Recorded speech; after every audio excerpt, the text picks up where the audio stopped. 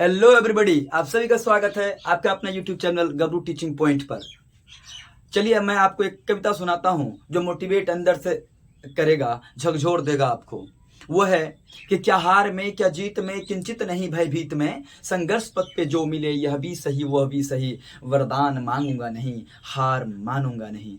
तो दोस्तों, जीवन का मतलब ही है कि हार ना मानना। जिस दिन आप हार मान गए तो कहते हैं ना वो कि मन के हारा हार है मन के जीता जीत। अगर आप यहाँ से जीत जाते हैं तो इस धरातल पे किसी भी चीज को जीतने में कोई ज्यादा समय नहीं लगता। बस आपके अंदर दृढ़ शक्ति, सम्य, धैर्यता, ठीक है, और कुछ चीजें, दो तीन चीजें, बहुत मेहनत, हार्ड वर्किंग, ये बहुत होनी चाहिए। आप जीवन में बहुत आगे निकल जाओगे। आइए, जैसा कि हम लोग को पता है कि प्रश्नावली 1.1 का क्वेश्चन हम लोग कर चुके हैं, एक का पूरा कर चुके हैं। आज हम लोग प्रश्नावली एक दो करने वाले हैं। दो में क्या है कि दर्शाइए कि कोई धनात्मक विषम पूर्णांक 6q+1 या 6q+3 या 6q+5 के रूप का होता है, जहां q कोई पूर्णांक है। तो ये आप किसी भी बोर्ड का एग्जाम का तैयारी कर रहे हैं, आप सबके लिए है। बने रहिएगा, आपको इस चैनल पे कॉम्पिटिटिव एग्जाम का भी तैयारी मिलेगा और किसी बोर्ड की भी तैयारी के लिए आपको कहीं भटकना नहीं पड़ेगा। ठीक है दोस्तों, क्या बोलता है धनात्मक विषम पूर्णांक? हमको सिद्ध करना है यहाँ पे कि ये धनात्मक विषम पूर्णांक है, सिद्ध करना है। लेकिन कंडीशन है कि धनात्मक विषम पूर्णांक होता क्या है, तो हम पहले ही पिछले कक्षा में जाके पढ़ा दिए हैं कि विषम पूर्णांक संख्या क्या होता है। तो हम बताए थे जीरो और जीरो से कम, और मतलब नेगेटिव वाली संख्या, और जीरो से अधिक पॉजिटिव वाली संख्या 1 2 3 4, ये सब जो प्लस माइनस और जीरो है, ये सब संख्या पूर्णांक संख्या होती है। ठीक है, अब देखिए समझने वाली क्या है बात है, यहाँ पर समझने वाली ये बात है, क्वेश्चन का कंडीशन समझो। हम सीधे हल करते हैं। हल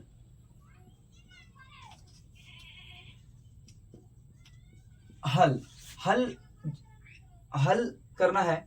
अब देखिए यहां पर हमें क्या दिया है, हमें, चलो हम थेल्स थ्योरम बोल रहे, सॉरी, आपका जो यूक्लिड विभाजन प्रमेयिका के द्वारा ही बनाना है, तो लिखते हैं इसको यूक्लिड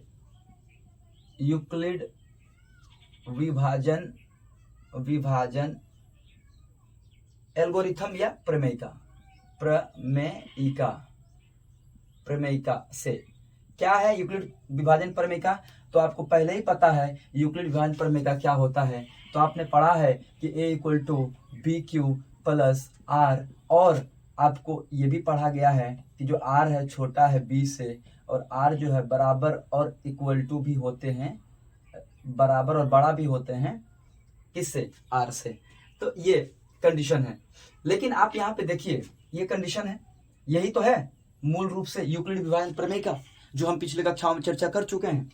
a=bq+r में आपको पता है कि यहाँ पे देखो तो एक बार 6q+1 6q+3 यहाँ पे इसी रूप में है ना, a=bq+r इसी रूप में है। तो यहाँ पे देखोगे 6 क्या है b की जगह पे, 6 क्या है b की जगह पे। तो क्या हम ऐसा कर, अच्छा यहाँ पे देखो ये चीज को हम बता चुके हैं पहले कि क्या अर्थ होता है इसका मतलब है 0 और b के बीच का जो मान है वही r का मान होगा। अब देखो 0, r बराबर क्या ले लेंगे, r बराबर 0 1 2 3 4 5 6। क्यों? क्योंकि r 0 भी हो सकता है और r बड़ा भी हो सकता है 0 से, और लेकिन b के मान कितना 6 है, इसलिए 6 तक लेंगे। ठीक है, और आपको पता है कि b का मान क्या है, 6 है। तो a=6q+r लिख सकते हैं। इसको ना समीकरण 1 मान लो, इसको क्या मान लो, समीकरण 1। ठीक है, अब हल करते हैं। प्रथम चरण लिखते हैं, ये चरण लिखना बहुत जरूरी है। चरण 1 में क्या करोगे, माना r बराबर 0। ठीक है, तो समीकरण 1 से समीकरण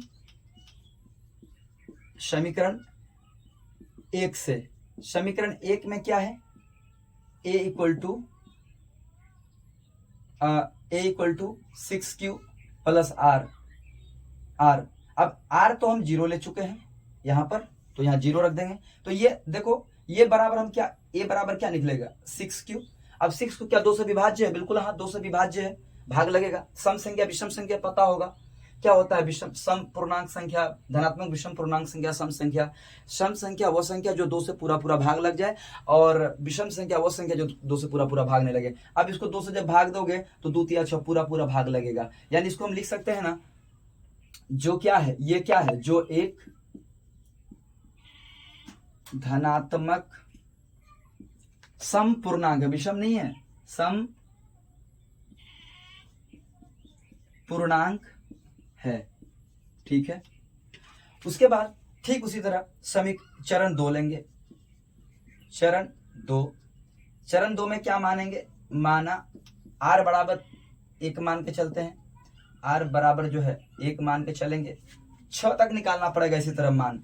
तो समीकरण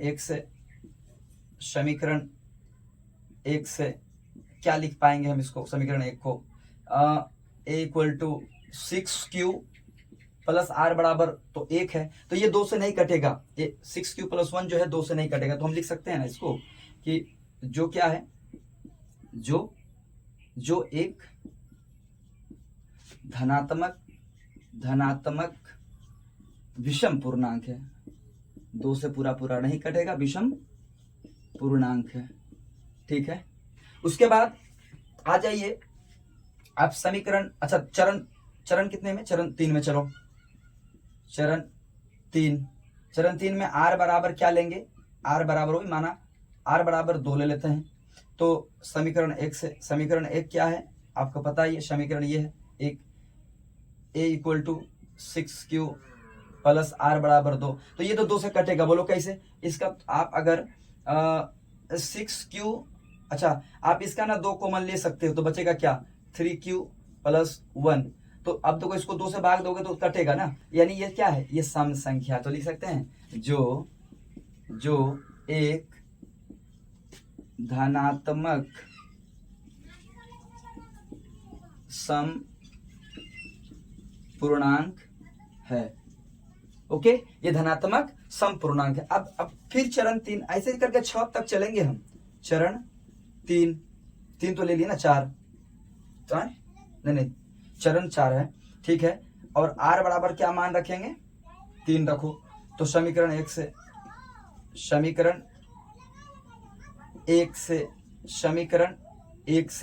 तो समीकरण जो 1 है वो a इक्वल टू क्या है पता है, 6q प्लस r बराबर कितना लिए हैं, 3 लेंगे, ठीक है। तो ये कितना, जो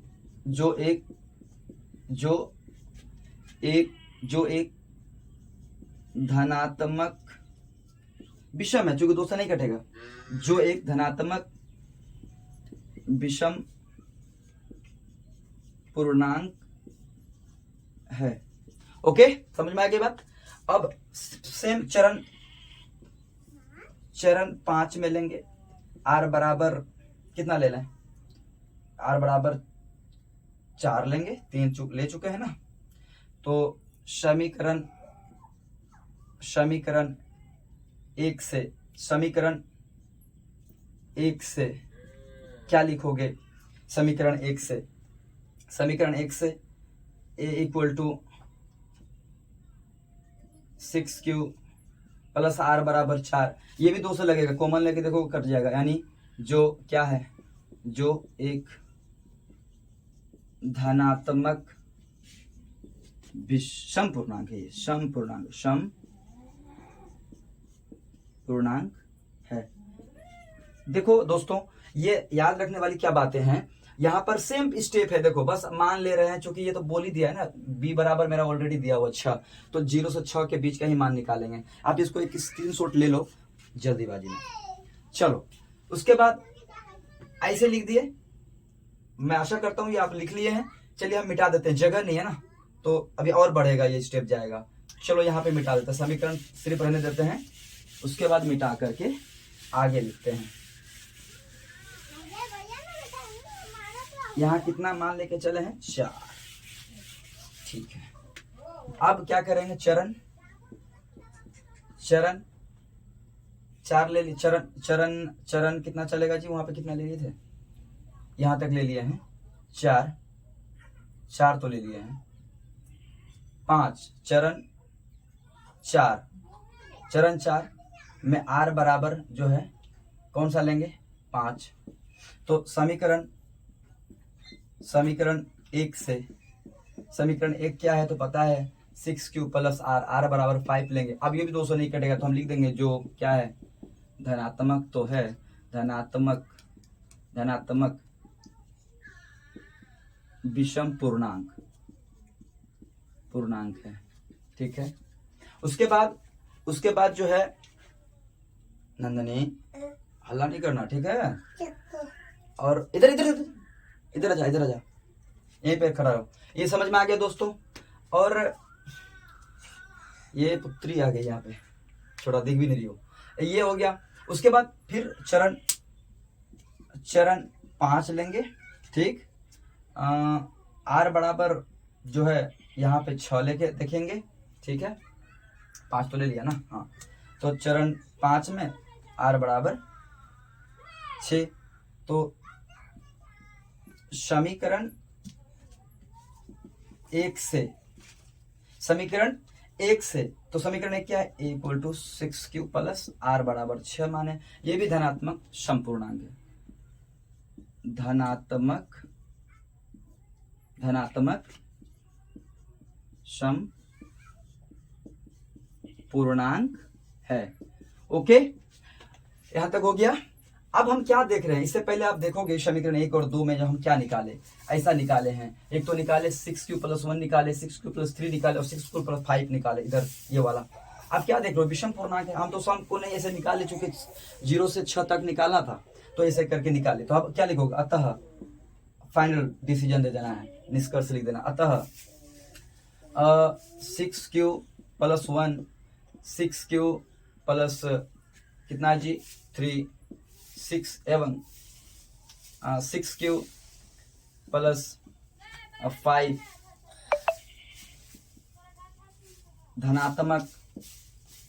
धनात्मक विषम पूर्णांक है। सिद्ध हुआ, आप लिख दो। ये तो सिद्ध करना दर्शाना था, सिद्ध हुआ। ठीक है, फटाफट इसको लिख लो। चलो, उसके बाद जो है ये समझ में आ गई ये वाली मैथ। अब हम लोग एक क्वेश्चन है जो इम्पोर्टेंट भी है। अभी का जो क्वेश्चन है अभी जो 2 बनाए 3 4 बड़ा इम्पोर्टेंट क्वेश्चन है।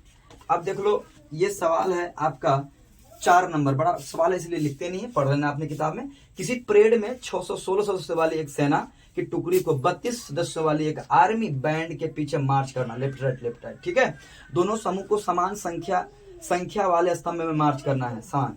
अच्छा, उन स्तंभों की अधिकतम संख्या क्या है जिसमें वो मार्च कर रहे हैं, जिस लाइन में वो मार्च कर रहे हैं उसका अधिकतम संख्या क्या है। देखो, ये सब मैथ पकड़ने का एक ट्रिक है। अधिकतम संख्या जहां बोल दे, अधिकतम संख्या, तो अधिकतम कितना नंबर ये क्वेश्चन है, तो ये 3 नंबर ये क्वेश्चन है। कितना नंबर क्वेश्चन है, 3 नंबर। अधिकतम संख्या अगर बोल दे तो वहां पे HCF निकालते हैं, हाईएस्ट कितने हैं। और जहां पे न्यूनतम बोल दे तो आप क्या निकालोगे, LCM निकालोगे, लघुत्तम। ठीक है, तो यहाँ पे बोल दिया है। हम ना सीधे क्या करते हैं, यूक्लिड एल्गोरिथम का प्रयोग कर लेते हैं। ठीक है, चलो हम क्या ऐसा लिख सकते हैं, HCF सीधे निकाल लेते हैं। कितना है, कितना का 32। और क्योंकि HCF निकालना होगा क्योंकि अधिकतम बोला गया है क्वेश्चन में, वही बात पकड़ने वाली इसमें है। अब देखो यहाँ कर देते हैं यूक्लिड विभाजन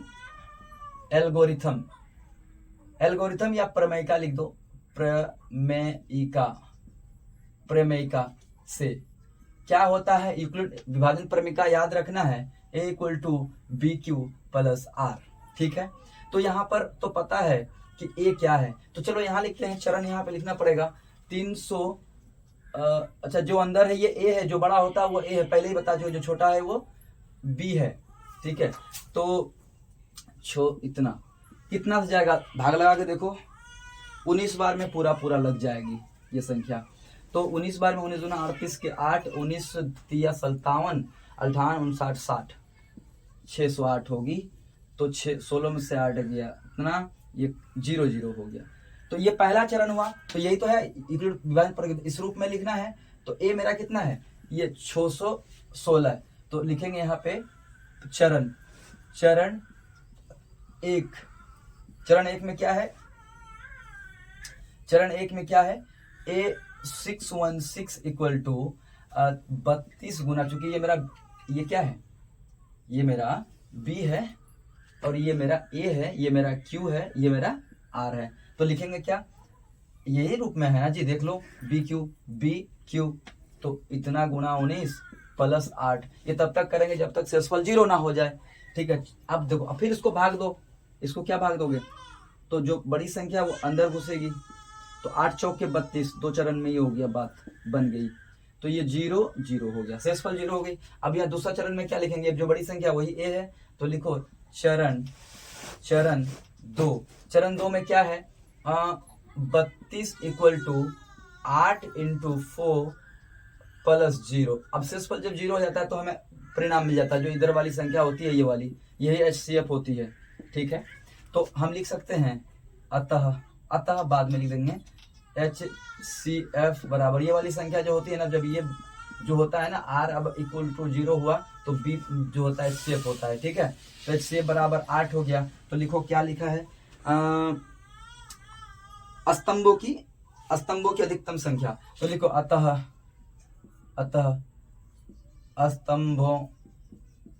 स्तंभों की